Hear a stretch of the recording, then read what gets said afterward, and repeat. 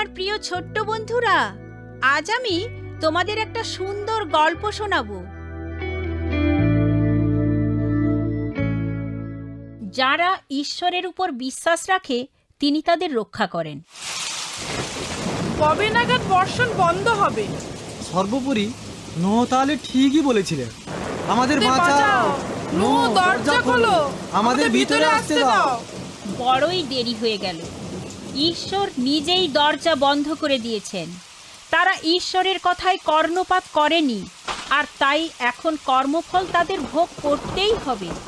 যারা ঈশ্বরের কথায় কর্ণপাত করে না, এটাই হলো তাদের জন্য প্রতিফল। বানের জল ক্রমেই বৃদ্ধি পেতে লাগল। ঠিক তেমনটাই ঘটে চলল যেমন ঈশ্বর 40 দিবস ও রাত্রি একটানা বর্ষণের কথা বলেছেন। বর্ষা আর বর্ষা। হতাশ হওয়া সত্ত্বেও লোকজন বাঁচার জন্য ছাদের উপর ও পর্বতের উপর চড়তে চাইল। তথাপি সর্বোচ্চ শৃঙ্গটিও 16 ফুট জলের নিচে ডুবে গেল। মহাপ্লাবনে সকল জীবজন্তু ডুবে ডুবে মারা গিয়েছিল। কেবল নোহ, তার পরিবার এবং তার সাথে জাহাজে যারা আশ্রয় নিয়েছিল তারাই বেঁচে ছিলেন। সমস্ত জল নেমে যেতে পুরো 1 বছর লেগেছিল। আমি জানি না মাটি আবার শুকনো হলো কিনা। আমি একটা দাঁড়কাক পাঠাবো। নোহ একই কাজ করলেন, একটি দাঁড়কাক প্রেরণের মাধ্যমে। তার ইচ্ছা ছিল পাখি গিয়ে কোথাও শুকনো ভূমি পায় কিনা দাঁড়াবার মতো, কিন্তু সে কোনো শুকনো ভূমি খুঁজে পেল না দাঁড়াবার মতো। তাই জাহাজেই ফিরে এলো। এমনি 1 সপ্তাহ অতিক্রান্ত হলো। আমি এবার একটি পায়রা পাঠাবো। দেখো, সে ঠোঁটে করে একটা সবুজ পাতা নিয়ে এসেছে। আর দেরি নেই।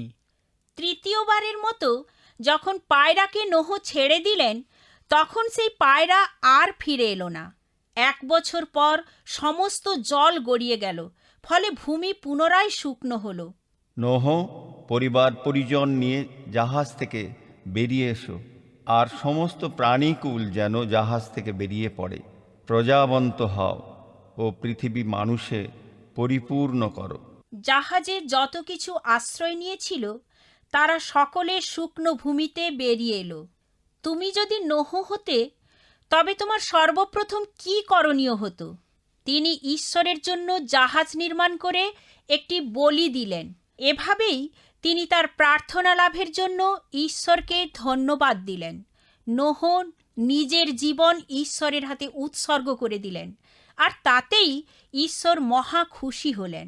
আমি কখনোই বন্যা দিয়ে পৃথিবীকে আর ধ্বংস করব না। যতদিন পর্যন্ত এই পৃথিবী টিকে থাকবে, শীত গ্রীষ্ম, দিন ও রাত্রি কার্যকর থাকবে। তোমার সাথে একটা চুক্তিতে আমি আবদ্ধ হব, আর এই চুক্তির দৃষ্টান্ত হবে আকাশের রং ধনু। বাই বাই ছোট্ট বন্ধুরা, আমি অতসী। তোমাদের প্রশ্নের উত্তর পেতে চিঠি লেখো। All India Masih Jamaat, post box number 6079, west Patelnagar, new Delhi 110008, India.